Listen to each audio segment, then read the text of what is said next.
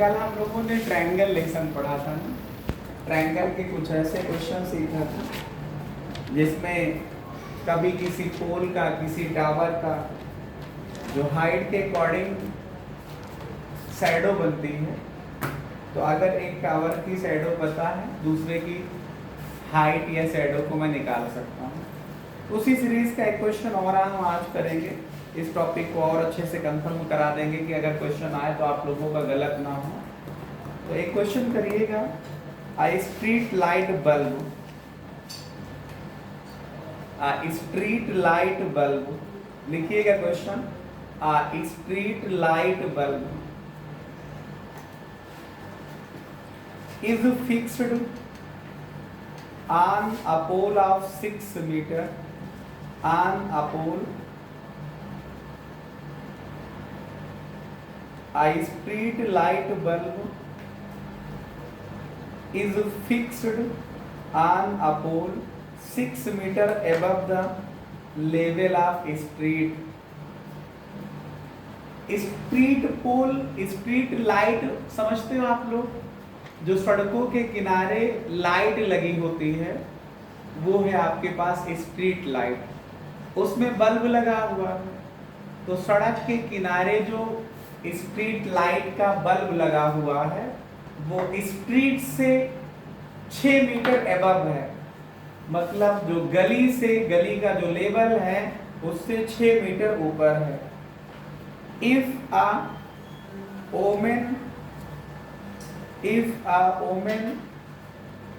of height 1.5 meter,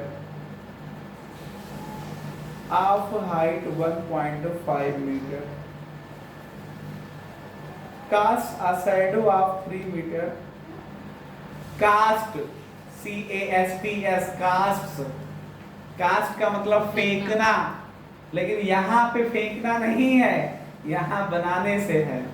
cast a shadow of 3 metre, find how far C is away, find how far C is away from the base of pole.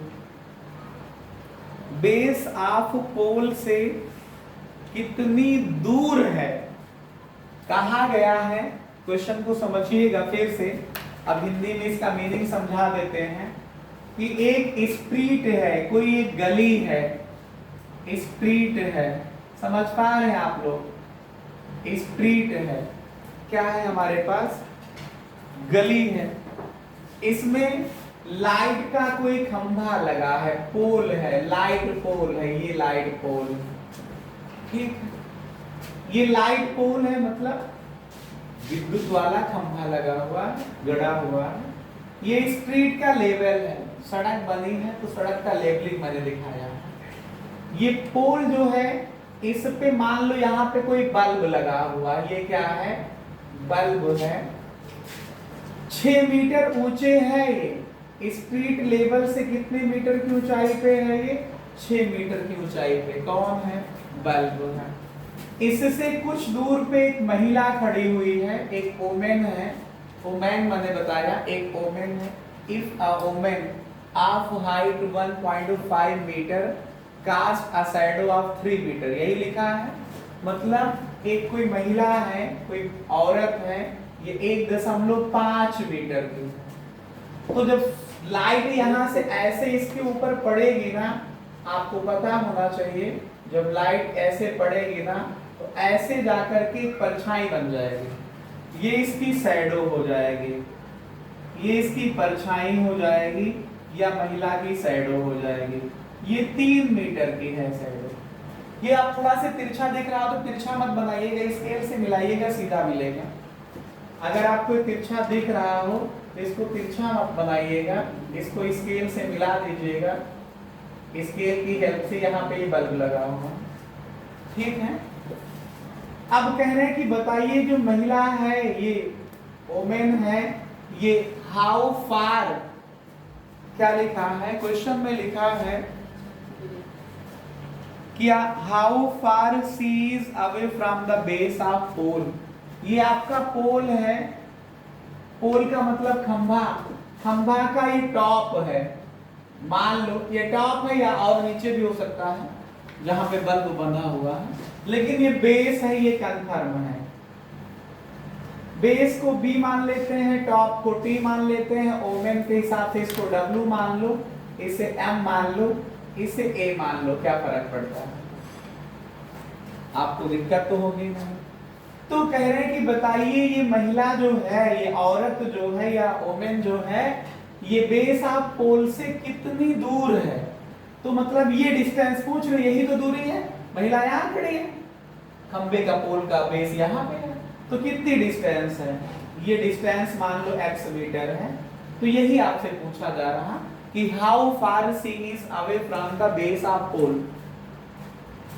जो pole का जो base है, base का मतलब पैर, foot जिसको आप बोलते हो, नीचे वाला सिरा, टॉप का मतलब ऊपर वाला सिरा, उससे कितनी दूर है? बेस से कितनी दूर है ओमेन? ठीक है, ये कौन है? WM जो है, इसी को मैंने ओमेन कहा है। WM का जो रिप्रेजेंटेशन है ये क्या है? ओमेन है। WAM, एक महिला है ना, इस वजह से। और ये पूरा पोल है। ठीक है, आप देखिएगा, थोड़ा सा समझिएगा। आप दो ट्रायंगल देखिए, इन ट्रायंगल, एक आपके पास बन रहा, हम छोटे छोटे दो ट्रायंगल काट के आपको दिखाएंगे। एक है TBA, दूसरा आप देखिएगा, दूसरा है WMA। दो ट्रायंगल दिख रहे हैं, ये दोनों 90 डिग्री पे होंगे। खंभा भी गड़ा है, अगर जमीन में है तो उसको हम 90 डिग्री ही मान के चलेंगे, जब तक क्वेश्चन में ये ना कहा जाए कि खंभा झुका हुआ है। ठीक है, अब फिर आप तो महिला पुरुष की जब बात करोगे, बच्चों बच्ची की बात करोगे, तो कोई ऐसे तिरछा तो खड़ा नहीं होगा, नहीं खड़ा हो पाएगा, वो सीधा ही रहेगा अर्थ के साथ 90 डिग्री के एंगल के पर। तो इसी को मैंने 90 डिग्री यहाँ भी दिखाया, ये भी 90 डिग्री का होगा और यहाँ पे भी 90 डिग्री का एंगल होगा। और ये एंगल दोनों में कॉमन हो रहा है। देखिए समझिए, चाहे T, फिगर देखिए मेन वाला TAB देखो तो ये एंगल हो रहा है, और WAM देखो तब भी यही एंगल हो रहा है। तो इस तरह से देखोगे तो दोनों ट्रायंगल ये सिमिलर हैं। एंगल सिमिलरिटी का क्राइटेरिया लग रहा है ना। तो इन ट्रायंगल आप देखिए, TBA को देखिए और ट्रायंगल WMA को देखिए, उसमें एंगल B और इस वाले ट्रायंगल में एंगल M, ये दोनों 90 डिग्री के हैं। इसका एंगल A बोलिए, एंगल TAB, और इस वाले में बोलिए तो एंगल WAM। ये दोनों सेम है, सेम एंगल है, ये खाली नाम अलग अलग दिख रहे हैं आपको, ये सेम एंगल है ना। तो दो एंगल इक्वल हो रहे हैं, एक ट्रायंगल के दो एंगल दूसरे ट्रायंगल के करेस्पॉन्डिंग दो एंगल के साथ इक्वल हो रहे हैं ना। तो एंगल सिमिलरिटी का क्राइटेरिया क्या कहता है? कहता है कि दोनों ट्रायंगल सिमिलर होंगे, और जब दोनों ट्रायंगल सिमिलर होंगे तो इनकी करेस्पॉन्डिंग साइड का रेशियो क्या होगा? इक्वल होगा। Then by angle similarity criteria, then by angle similarity criteria, angle similarity criteria से क्या होगा? जो आपका ट्रायंगल होगा कौन सा? TAB, ये सिमिलर होगा ट्रायंगल WAM के। कहोगे सर कैसे आपको पता चला? ये एंगल इसके बराबर है, ये इसके बराबर है, तो इसका थर्ड एंगल इसके थर्ड के इक्वल होगा कि नहीं? ये होगा ना। जब होगा इक्वल तो कौन एंगल किस पे जा रहा है? जैसे TAB मैंने इसका लिखा, तो इसमें T पे कौन जा रहा है? W, A पे कौन जा रहा है? A, और M B पे जा रहा है, तो ये नाम लिख दिया गया। अब करेस्पॉन्डिंग साइड का रेशियो ले लो। कैसे? अब बताइए, इसमें 3 और 90 के बीच कौन है? TB है। इसमें 3 और 90 के बीच कौन है? WM है। इसमें 90 और 2 के बीच कौन है? AB है। इसमें 90 और 2 के बीच कौन है? MA है। कोई दिक्कत नहीं होनी चाहिए। अब बताइए TB कितना है? 6 मीटर। W से लेकर के M तक ये 1.5 है। ए बी कितना है, ए से लेकर के बी तक देखिए, ये आपके पास x है और ये 3 है, दोनों को ऐड करिए तो x + 3 आ जाएगा। और ma कितना है, ये साइड ऑफ ओमेन है, m से लेकर a तक वो 3 मीटर है। इसको क्रॉस मल्टीप्लाई कर दीजिए, यहाँ चाहो तो डेसिमल हटा दो, 60/15 आ जाएगा और ये 3 मल्टीप्लिकेशन में चला जाएगा, ये x + 3 हो जाएगा। ये 15 चौके 60, 4 बार जाएगा, 3 से मल्टीप्लाई करोगे तो 12 आ जाएगा, x + 3 हो जाएगा। इसको ट्रांसफर करिए, 12 - 3 का मतलब 9 आ जाएगा x की वैल्यू। तो महिला कितनी दूर खड़ी थी, वोमेन कितनी दूर है, फुट ऑफ बेस या बेस ऑफ पोल से 9 मीटर की डिस्टेंस पे है। कितनी डिस्टेंस पे है, बेस से 9 मीटर की डिस्टेंस पे है। लिखिए इन द गिवन फिगर, अगला क्वेश्चन है आप लोगों के पास, in the given figure, in the given figure, 1 बजे से क्लास इसको ऑफ करो थोड़ा सा, इसको रोको। तो in the given figure angle ACB, in given figure angle ACB equals to angle CDA, ACB angle ACB equals to angle CDA। फिर से सुनिए, angle ACB equals to angle CDA, comma करके लिखिए, AC 8 सेंटीमीटर है and AD 3 centimetre है and AD जो है वो 3 सेंटीमीटर है। आगे लिखिएगा आप लोग, find BD, find BD, find BD, BD का मान निकालना है।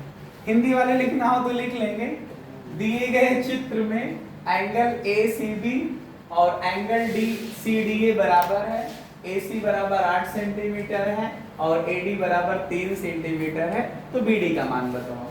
लेकिन चित्र दिया हुआ है, आप अपनी मर्जी से कुछ नहीं कर रहे हैं, इन गिवन फिगर दिया गया चित्र है, तो आप लोग फिगर ड्रा कर लेंगे मेरे साथ।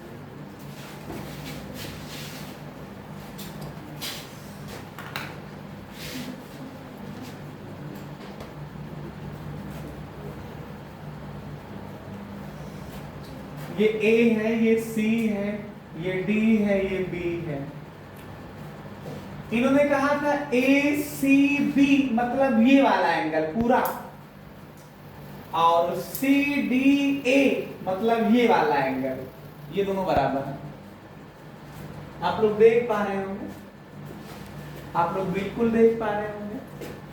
एंगल ACB ये पूरा एंगल, एंगल CDA ये पूरा एंगल, ये दोनों एंगल बराबर दिए हैं। फिर दिया है आपका AC जो है ये 8 सेंटीमीटर है, A से D तक 3 सेंटीमीटर है, तो कह रहे हैं B से D तक बताओ, सब निकाला जा सकता है। ये BD नहीं, जितना पूछेंगे सब निकाल के रख देंगे हम आपके सामने। आपको ध्यान देना है कि क्या ये दो ट्रायंगल जो बने हैं सिमिलर हैं, बताइए आप लोग कितने ट्रायंगल हैं यहाँ पे, तो 3, आपके पास ट्रायंगल 3 है, एक ही ADC है, एक CDB है और एक ACB है, 3 ट्रायंगल है। इन 3 ट्रायंगल में कौन से 2 ट्रायंगल आपको सिमिलर दिखेंगे, तो मुझे तो लगता है इस एंगल को लेकर के चलो अगर, तो ये बड़ा वाला ट्रायंगल बन रहा है, और इस एंगल को लेके चलो तो ये छोटा वाला ट्रायंगल बन रहा है। इन दोनों को थोड़ा सा मैं अलग कट करता हूँ, आप लोग अब यहाँ से सॉल्यूशन करना स्टार्ट कर देंगे। जब सॉल्यूशन की बारी आएगी तो लिखेंगे, पहले फिगर बना लेंगे, हल करेंगे तो पहले फिगर बना लेंगे, फिर जो ये गिवन है इसको लिख लेंगे, क्या कि angle ACB equal to angle CDA है। AC जो है 8 सेंटीमीटर है, AD जो है वो 3 सेंटीमीटर है। फिर BD आपको कैलकुलेट करना है क्वेश्चन मार्क में। दोनों फिगर को एक साथ समझिएगा, हम सेम पोज में फिगर को कट करेंगे। फिगर जिस तरह से बने हैं वैसे ही काटने का प्रयास किया जाएगा। यहाँ पे C है, यहाँ पे A है, यहाँ पे D है। फिर आप देखिएगा इसको, हाँ जो मेन फिगर है उससे इनको हो सकता है कि आप छोटा बड़ा कट करो, क्योंकि नाप के नहीं कट कर रहा हूं मैं, खाली पोज वैसे ही दिखाना है। ये ए है, ये सी है, ये बी है। इन दोनों में देखोगे तो भाई ये वाला एंगल इसके बराबर दिया है। देखिए सी डी ए ये एंगल हुआ, ए सी बी के इक्वल है, इसके इक्वल है। अभी तो एक ही एंगल है ना, क्या इन एंगल को कंटेन करने वाली साइड का रेशियो तो इक्वल नहीं हो रहा है? देखिए एडी पता है, ये पता नहीं, ये भी नहीं पता है और ये भी नहीं पता है, तो आप एस ए एस को तो दिमाग से हटा दीजिए। दो साइड का रेशियो, करेस्पॉन्डिंग साइड का रेशियो एंगल, एक एंगल दूसरे एंगल के बराबर है। एक ट्रायंगल का एक एंगल दूसरे ट्रायंगल के करेस्पॉन्डिंग एंगल के साथ इक्वल है, फिर इनको कंटेन करने वाली साइड का रेशियो इक्वल हो नहीं रहा, तो एस ए एस को दिमाग से हटा दीजिए। फिर आपके दिमाग में ट्रिपल एस आ रहा होगा कि 3 एस एस एस लगा दें, तो जब 2 का नहीं हो पा रहा रेशियो तो 3 का कहां से हो जाएगा, उसको भी हटा दीजिए, सिरे से खारिज करिए। तो 2 एक्सियम बचे, 2 क्राइटेरिया बचे सिमिलरिटी के, एक एंगल एंगल एंगल बचा और उसी का छोटा भाई है angle angle angle angle angle triple angle A और एक एंगल एंगल। क्योंकि जब एंगल एंगल फॉलो करता है तो आपको पता है कि एक ट्रायंगल के 2 एंगल दूसरे ट्रायंगल के करेस्पॉन्डिंग एंगल के साथ अगर इक्वल है तो थर्ड के इक्वल ही हो जाता है। तो जब एंगल एंगल फॉलो होगा तभी एंगल एंगल एंगल फॉलो होगा। बात समझ पा रहे हो? एक ही है, उसको खाली 2 अलग अलग तरीके से लोग बता देते हैं, मेरे हिसाब से तो एक ही है। क्योंकि जब एक ट्रायंगल के 2 एंगल दूसरे ट्रायंगल के करेस्पॉन्डिंग एंगल के साथ इक्वल है तो भैया थर्ड के बराबर तो हो ही जाता है। तो चाहे एंगल एंगल बोल दो और चाहे थर्ड को थर्ड के बराबर दिखाने के बाद एंगल एंगल एंगल बोल दो। लेकिन अगर आप इस पे फोकस करें, इस वाले एंगल पे फोकस करें, पढ़िए, तो मेरे हिसाब से तो सेम हो रहा है, एंगल कॉमन एंगल है। ए सी डी चाहे पढ़ो, मतलब सॉरी सी ए डी चाहे पढ़ो चाहे सी ए बी पढ़ो, दोनों कॉमन एंगल हो रहा, मतलब सेम एंगल को रिप्रेजेंट कर रहे हैं। बात समझ पा रहे हैं? ये आपका C है, मेन फिगर में देखिए CAD पढ़िए तो ये एंगल आया, बोलिए CAB पढ़ो तब भी यही एंगल आया कि नहीं आया? तो एंगल एंगल क्राइटेरिया लग रहा है। अब बताइए कि इन ट्रायंगल जो है ACD में और ट्रायंगल ACB में आपका एंगल जो है CDA जो है वो बराबर है किसके? एंगल ACB के। ये गिवन है, मैं अपनी मर्जी से नहीं लिख रहा हूं, ये क्वेश्चन में गिवन है कि एंगल CDA, ये देखिए एंगल CDA बराबर है एंगल ACB के, ये गिवन है क्वेश्चन में।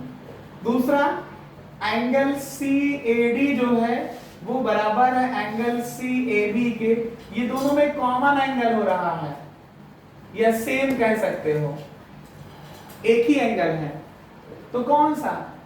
एक ट्रायंगल के 2 एंगल दूसरे ट्रायंगल के 2 एंगल के साथ इक्वल हो गए ना, तो कौन सा क्राइटेरिया लगाओगे? By angle angle similarity criteria, angle angle similarity criteria. जो ट्रायंगल होगा ACD वो सिमिलर होगा। अब बताइए ये वाला एंगल इसके बराबर, ये एंगल इसके बराबर, तो इसका बचा ये थर्ड एंगल, इसका बचा ये थर्ड के बराबर हो जाएगा। तो ACD बताइए, एक तो दोनों में वही हो रहा, इस पे जो C है यहाँ पे कौन जा रहा है? B है, और इस पे जो D बना है वो किसके इक्वल था? यहाँ वाले के C के इक्वल था। तो नाम का भी सीक्वेंस गड़बड़ाने ना पाए, क्योंकि नाम का सीक्वेंस से ही आपकी पकड़ होगी।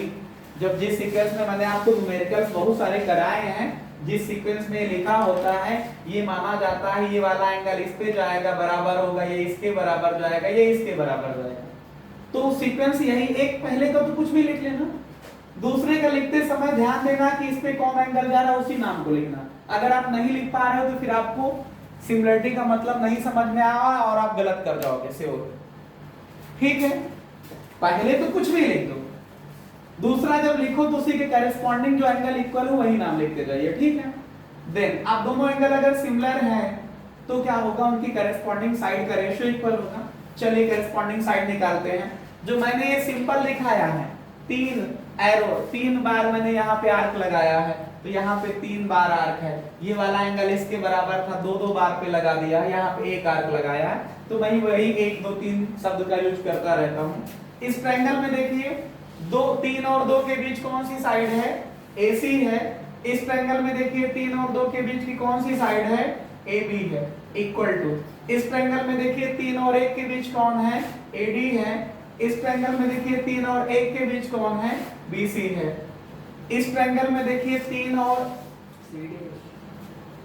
शांत रहिए, फिर से देखिए 3 और 2 के बीच कौन है, AC है। इसमें 3 और 2 के बीच में कौन है, AB है। इसमें 2 और 1 के बीच में कौन है, AD है। और इसमें आपके पास 2 और 1 के बीच में, 2 और 1 के बीच में कौन है, देखिए 2 और 1 के बीच में AD है, यहाँ पे 2 और 1 के बीच में AC है। यहाँ पे देखिए 3 और 1 के बीच में कौन है, CD है। यहाँ पे 3 और 1 के बीच में कौन है, CB है। इसमें कोई दिक्कत है ये रेशियो लिखने में? अगर ये रेशियो लिखने में कोई दिक्कत आप लोगों को नहीं हो रही तो फिर पूरा का पूरा क्वेश्चन सही चला जाएगा। यही फिर से देख लीजिए, 3 और 2 AC हुआ इस ट्रायंगल में, 3 ये है आर्क और 2 ये आर्क हैं, इनके बीच में AB हुआ तो लिखा AC बटे AB।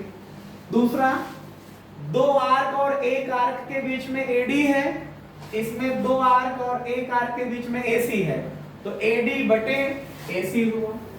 फिर चलिए 3 और इसमें ये CD हुआ और इसमें क्या हुआ, CB हुआ, CD बटे CB।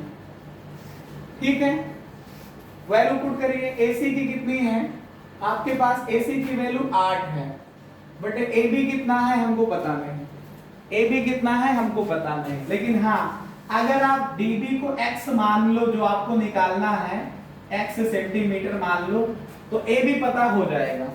AB कितना हो जाएगा, 3 ये होगा प्लस x ये, तो 3 प्लस का x हो जाएगा बराबर। AD कितना है, AD आपके पास 3 है, बट AC कितना है 8। आपको ये x ही तो निकालना था, तो यहां से x निकाला जा सकता है, क्रॉस मल्टीप्लाई कर दीजिए। 8 है कितना आ जाएगा, यहाँ पे देखिए 64 आ जाएगा बराबर 3 गुणे 3 प्लस x हो जाएगा 64 बराबर, इसको मल्टीप्लाई करिए 9 होगा प्लस का 3x, माइनस करिए 64 माइनस 9 बराबर 3x। ये कितना आएगा 55, 9 5 14, 55 बराबर 3x आ जाएगा, तो 55 बटे 3 बराबर x। 55 को 3 से भाग करिए, 18 सही 1 बटे 3 आएगा, 18 होल 1/3, 18 36 18 3 54 1 55। हाँ, अगर आप इसको डेसिमल में लिखना है तो 18.33 लिख सकते हैं। 1/3 को क्या लिखोगे, 0.3333 आता चला जाएगा। ठीक है, तो ऐसे ही हम लोग इसको सॉल्व कर सकते हैं। एक क्वेश्चन और मैं आपको ऐसे कराऊंगा, लिखिएगा आप लोग, इन the given figure angle CAB is equal to 90 degree. In the given figure, angle CAB equals to 90 degree. आप लोगों को ये दिख रहा है, एंगल CAB 90 डिग्री दिख रहा है। फिर आगे लिखिए, आगे क्या लिखना है, AD परपेंडिकुलर BC, और AD जो है वो BC पे परपेंडिकुलर है। If AC is equal to, आगे लिखिएगा, if AC is equal to 75 centimetre 75 centimetre and AB is equal to 1 metre लिखा है, तो इसको भी आप सेंटीमीटर में लिख लीजिए 100 centimetre. BC is equal to 1.25 metre लिखा है, इसको 125 सेंटीमीटर लिख सकते हो। कह रहे कि फाइंड AD, कह रहे हैं कि find AD, find AD, AD का मान बताइए। अगर आपको हिंदी में क्वेश्चन लिखना है तो लिखिए, दिए गए चित्र में कोण ACB बराबर 90 अंश है और AD लंब है BC पर। यदि AC बराबर 75 सेंटीमीटर है और AB बराबर 1 मीटर मतलब 100 सेंटीमीटर, BC बराबर 1.25 मतलब हुआ कि 125 सेंटीमीटर। तो फाइंड AD, आपको AD का मान निकालना है। पहले तो आपको एक चित्र बना लेना है। इस बार आपके पास कौन सा ट्रायंगल आया है? राइट एंगल ट्रायंगल का जिक्र हो गया है। कौन सा ट्रायंगल है? राइट एंगल ट्रायंगल का जिक्र हुआ है। थोड़ा से ध्यान दीजिएगा। एक हम ये राइट एंगल ट्रायंगल बना रहे हैं।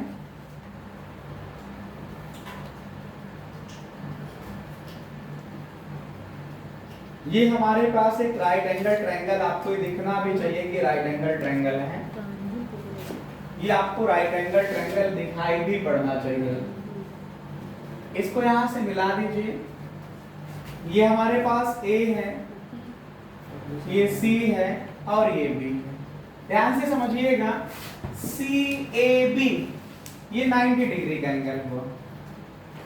फिर AC की वैल्यू हमारे पास 75 सेंटीमीटर है, AB हमारे पास 100 सेंटीमीटर है। और इस तरह से करते हुए पाइथागोरस थ्योरम से भी हम BC निकाल सकते थे, लेकिन क्वेश्चन में दिया हुआ है तो कोई बात ही नहीं। अगर ये AB आपके पास 100 सेंटीमीटर है, AC 75 है, तो पाइथागोरस थ्योरम से भी इसको निकाला जा सकता था कि hypotenuse square is equal to perpendicular square plus base square से हाइपोटेन्यूज की वैल्यू निकाली जा सकती है। फिर कहा जा रहा है कि इस पे जो हमने एक परपेंडिकुलर ड्रा किया है, नाम है AD। यहाँ पे कोई पॉइंट D है, ये इसके साथ 90 डिग्री का एंगल बन रहा है। यहाँ पे 90 डिग्री का एंगल बन रहा है। ठीक है। क्वेश्चन में लिखा है कि AD की वैल्यू को कैलकुलेट करना है, तो AD को हमने थोड़ी देर के लिए मान लिया x सेंटीमीटर। ठीक है। अब आप इसी पूरा जो क्वेश्चन में दिया था यहीं से गिवन दैट लिख लीजिए और गिवन दैट लिखने के बाद ये पूरा लिखते चले जाइए। खाली फाइंड AD में जो है AD के स्थान पे x सेंटीमीटर मान लीजिए और यही हमारा क्वेश्चन मार्क है। इसी को हमें निकालना है, फाइंड आउट करना है। अब आप थोड़ा से समझिएगा, यहाँ पे थोड़ा से समझिएगा कि आपको करना क्या है। ऐसे कौन से दो ट्रायंगल हैं जो सिमिलर लेना है।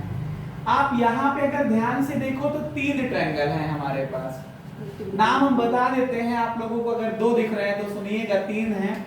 एक ABC है, एक ADC है और एक ADB है। 3 ऐसे ट्रायंगल हैं। 3 ट्रायंगल में ऐसे 2 ट्रायंगल बताओ जो सिमिलर हो। सिमिलर के साथ साथ एक काम और आपको करना है कि उनकी साइडें भी थोड़ी बहुत पता होनी चाहिए।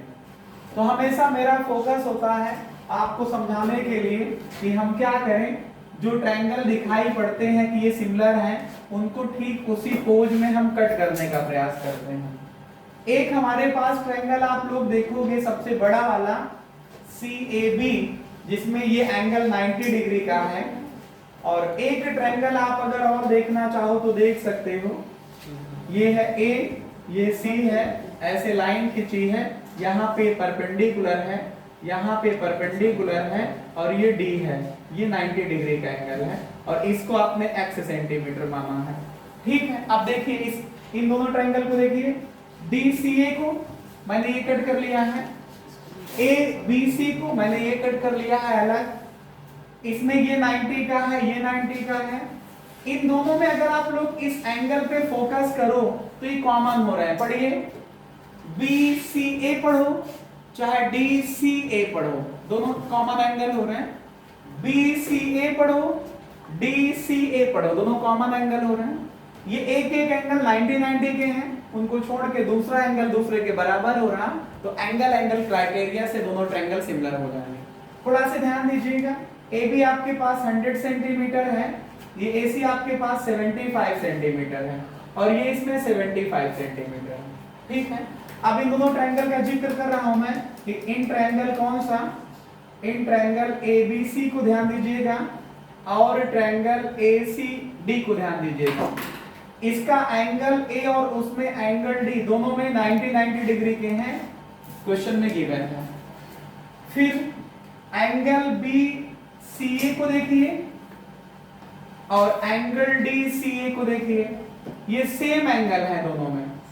जब सेम एंगल है या कॉमन एंगल है तो इक्वल तो होंगे ही ना। जब दोनों सेम एंगल हुए तो दो एंगल, इस ट्रायंगल का ये एंगल इसके इक्वल, ये इसके इक्वल, तो थर्ड एंगल किसके इक्वल होगा? इसके थर्ड के इक्वल हो जाएगा। होगा थर्ड के लिए मैंने 3 आर्क दिखा दिए, दूसरे वाले के लिए 2 आर्क दिखा दिए, 90 पे 1 आर्क दिखाया। तो कौन सी एक्सियम लगाओगे या क्राइटेरिया लगाओगे? Bye angle angle similarity criteria. Criteria क्या होगा? जो ट्रायंगल होगा कौन सा, इधर कोई नाम लिख दो जो तुम्हें अच्छा लगे, BCA लिख दो, ACB लिख दो, BAC लिख दो, जो आपको लिखना हो लिख दीजिए। चलो मैं BAC लिख रहा हूं।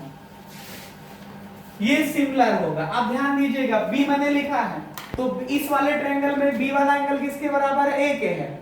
तो आप यहां पे पहले लिखेंगे A, यहां पे A लिखा है, इस ट्रायंगल का A 90 है, यहां पे 90 कौन है? D है। अगर आप 2 सही लिख ले जाते हो तो तीसरा अपने आप सही हो जाएगा। अब आप इसमें बचा कौन सी? आप C लिख दीजिए और आप देखेंगे भी इसका C और इसका C इक्वल है। अपने आप 2 सही लिखने का प्रयास करिए, तीसरा अपने आप सही हो जाएगा। अगर ये दोनों ट्रायंगल सिमिलर हैं तो देन इनकी करेस्पॉन्डिंग साइड का रेशियो इक्वल होगा। यही आपको थोड़ा से चकित होकर के ध्यान में रख करके करना। देखिए करेस्पॉन्डिंग साइड का रेशियो, यहां पर 3 आर्क और 90 डिग्री के बीच की साइड AB है, लिख लिया AB। इस ट्रायंगल में चलिए 3 आर्क और 90 डिग्री के बीच की साइड AD है, बहुत अच्छा होगा, बराबर। इसमें 90 और 2 आर्क के बीच की साइड AC है, इसमें 90 और 2 आर्क के बीच DC है, इसमें 90 और 3 आर्क के बीच में हमारे पास BC है, और इसमें 90 और ये आपके पास 2 आर्क और 3 आर्क के बीच में AC है। इसमें कोई दिक्कत है? एक बार फिर से देख लीजिए। कुल मिला के अगर ऐसे पढ़े हम तो 90 और ये 3 आर्क के बीच में AB है, 90 और 3 आर्क के बीच में AD है। यहाँ 90 और 2 आर्क के बीच में AC है, AC लिखा, 90 और 2 आर्क के बीच में CD है। ठीक हुआ, 2 सही हो गया तो तीसरा अपने आप सही हो जाएगा। इसका ये हाइपोटेन्यूस हुआ BC, 90 के अपोजिट इसका हाइपोटेन्यूस AC, तो BC बटे AC। वैल्यू पुट करिए। AB की वैल्यू हमारे पास 100 सेंटीमीटर है, AD हमको पता करना है, x सेंटीमीटर होगा, इज इक्वल टू AC की वैल्यू हमारे पास क्वेश्चन में दी है, AC की वैल्यू 75 सेंटीमीटर है, CD हमको पता नहीं है, C से D तक हमको नहीं पता है, आप इसको CD लिख दीजिए। फिर आगे क्या हुआ? ये B से C तक हमारे पास 175 सेंटीमीटर है, और फिर हुआ AC हमारे पास कितना है? 75 है। तो आप इन दोनों को इक्वल ले लीजिए, इन दोनों को जब इक्वल करोगे तो x निकाल आएगा। फिर से देख लीजिए, AB की वैल्यू 100 सेंटीमीटर लिखा है क्वेश्चन में, AD x आपने माना था, ये AC की वैल्यू 75 सेंटीमीटर हुआ, CD नहीं पता तो क्या करूं, मैंने नहीं लिखा। फिर आगे वाले में BC पाइथागोरस थ्योरम से चाहे निकालते, चाहे क्वेश्चन में दिया था 125 सेंटीमीटर, मैंने उसको लिख लिया है, और AC 75 लिखा। वैल्यू पुट करिए, 100 upon x is equal to 125 upon 75। Cross multiply करोगे तो 100 into 75 is equal to 125 into x आ जाएगा। यहां से देखोगे तो 100 इंटू 75 अपान 125 की वैल्यू x आ जाएगी। आप इसको देखिए, क्या हुआ? हीट खत्म। इसको आप 5 से कैंसिल करिए, 25 से कैंसिल कर दीजिए तो 5 आ जाएगा, इसको 25 से कैंसिल करेंगे तो 3 आ जाएगा, इसको 5 से कैंसिल करोगे तो 20 500, और ये 20 गुणे 3 बचा है, मतलब 60 सेंटीमीटर आ जाएगा x की वैल्यू। तो मतलब आपके पास जो AD है वो कितना होगा? 60 सेंटीमीटर होगा जाकर। ठीक है,